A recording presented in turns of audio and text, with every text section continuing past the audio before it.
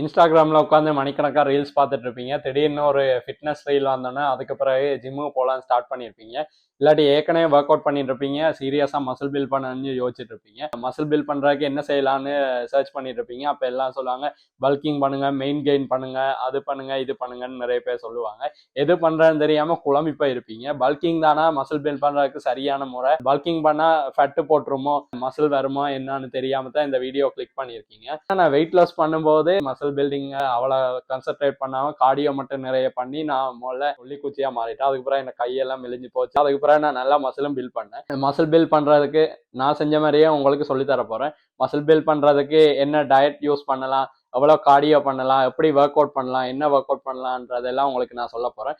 இது மூலமா இந்த வீடியோ பார்த்து முடிக்கும் போது உங்களாலேயே உங்களோட பல்கிங் ப்ரோக்ராமை உருவாக்கி கொள்ள முடியும். பல்கிங்னா எல்லாரும் சொல்லுவாங்க நல்லா சாப்பிடணும், என்ன வேணா சாப்பிடலாம். பழைய பாடி பில்டர்ஸ் பார்த்தீங்கன்னா எத்தனை 1000 கலோரி சாப்பிடுவாங்க, எவ்வளோ கிராம் ப்ரோட்டீன் எல்லாம் சாப்பிடுவாங்க. ஆனால் அதெல்லாம் கூடாது, அப்படி செய்யக்கூடாது. நீ என்னடா சொல்றது, அவங்களே அப்படித்தான் பண்ணியிருக்காங்க, நீ என்னடா சொல்றன்னு தான் நீங்க சொல்லுவீங்க. அதுதான் மாசுன்னு சொல்லுவீங்க. மாசு மயிரண்ட். ஆனா அது மாசு இல்லை, உங்களுக்கு சொன்னா புரியாது. நீங்க அப்படி பல்கிங் பண்ணீங்கன்னா உங்களுக்கு வந்து நிறைய ஃபேட் போடும், அதே நேரத்துல கொஞ்சம் மசில் தான் வரும். கொஞ்சம் மசில் இருந்தா பரவாயில்ல, எங்களுக்கு அது போதுண்டான்னு போய் தலைகளாக மாற்றுறவங்க எனக்கு தெரியாது. நீங்க அதுலயே போய்க்குங்க. நாசமா போங்க போங்க. ரொம்ப தேங்க்ஸ் பவானி. மற்றவங்க நிறைய மசில் தான் பில்ட் பண்ண எங்களுக்கு ஃபேட்டு வேணான்னு நினைக்கிறவங்க நான் சொல்ல போற டிப்ஸ் அண்ட் ட்ரிக்ஸை நீங்க யூஸ் பண்ணி நல்லா மசில் பில்ட் பண்ண முடியும், ஃபேட்டை குறைச்சு கொண்டு. இன்னொன்று பார்த்தீங்கன்னா, எனக்கு ஃபேட்டும் வராம வெயிட்டும் வராம மசில் மட்டும் ஏறணும் அப்படின்னு சொல்லுவாங்க. இல்லாட்டி அதே லெவல்ல மெயின்டைன் பண்ணணும்னு சொல்லுவாங்க. அப்படி என்ன செய்யலான்னு கேட்கறதுக்காக அப்படியான ஆட்களுக்காக தான் ஒன்று சொல்லுவாங்க. மெயின்டைன் பண்றதுலேருந்து மெயினையும் பல்கிங்ல இருந்து கொஞ்சம் கெயினையும் எடுத்து மெயின் கெயின்னு செஞ்சு வச்சிருக்கானுங்க. சில ஆட்கள் சொல்லுவீங்க, நாங்கள் ஏன் பல்கிங் பண்ணணும், நாங்கள் பாடி ரீகாம்பன்சேஷன் பண்ணுவோம்னு சொல்லுவீங்க.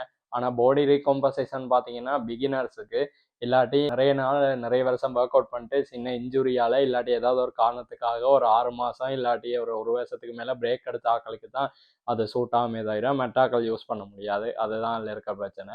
இப்போ நீங்கள் பல்கிங் பண்ணணும்னா நீங்கள் நிறைய சாப்பிடணும்.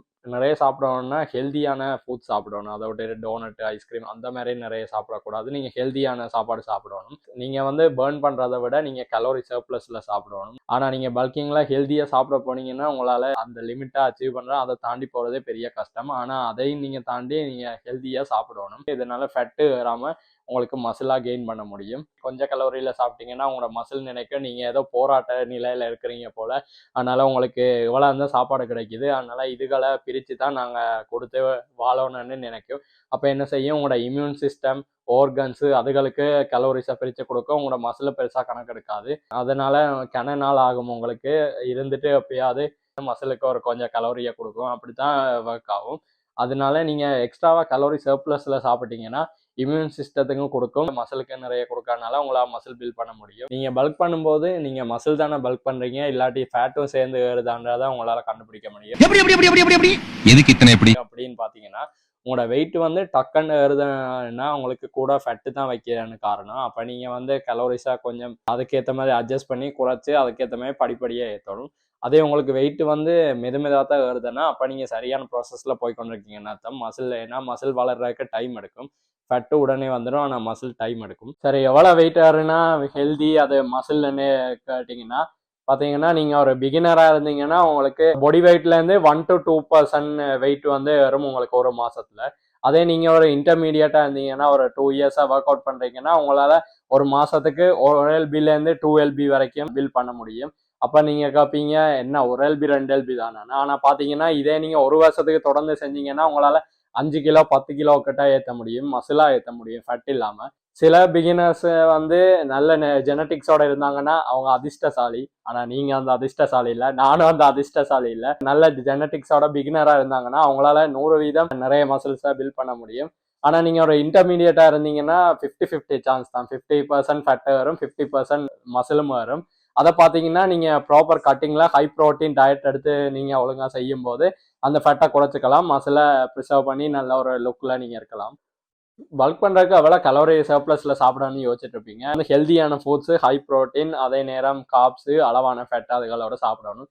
சரி ஃபேட் எவ்வளோ சாப்பிடுவான்னு கேட்டிங்கன்னா, ஃபேட் எதுக்குன்னா, ஃபேட்டு சாப்பிட்டா ஃபேட்டு போட்டுருமேன்னு நினைப்பீங்க. ஆனா உங்களுக்கு ஃபேட்டு தேவை. ஒரு அளவான ஃபேட்டு தேவை. இப்போ டெஸ்டோஸ்டெரான் இருந்தா தான் உங்களால மசில் பில்ட் பண்ண முடியும். அதனால டெஸ்டோஸ்டெரானை வந்து ஒப்டிமலா வச்சுக்கொள்றதுக்கு உங்களுக்கு ஃபேட்டு தேவை. அதனால குட் ஃபேட் எடுத்துக்கொள்ளுங்க. நட்ஸு, பீனட் பட்டர் இந்த மாதிரி எடுத்துக்கொள்ளுங்க.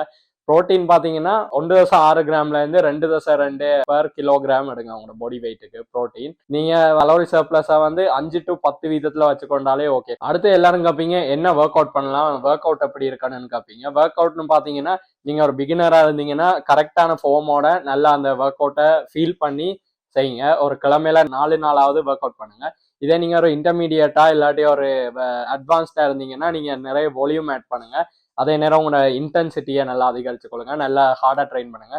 என்னென்ன ஒர்க் அவுட் பண்ணலாம்னு பார்த்தீங்கன்னா bench press, squads, shoulder press இந்த மாதிரி ஒர்க் அவுட்டை நீங்க நல்லா வெயிட் போட்டு புஷ் பண்ணி ஹார்டா ஒர்க் அவுட் பண்ணுங்க. அதனால உங்களால் நல்ல மசிலை பில்ட் பண்ண முடியும். அடுத்து எல்லாருக்கும் இருக்க டவுட் என்னன்னு பார்த்தீங்கன்னா கார்டியோ.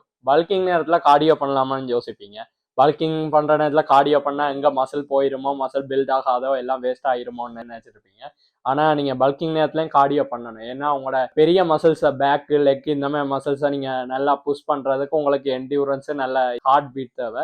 அப்ப நீங்க பாத்தீங்கன்னா கார்டியோ பண்றதுனால உங்களோட ஹார்ட் ஹெல்த் அதிகரிக்கும். அதனால உங்களை நல்லா புஷ் பண்ண முடியும், நல்லா மசில் பில்ட் பண்ண முடியும்.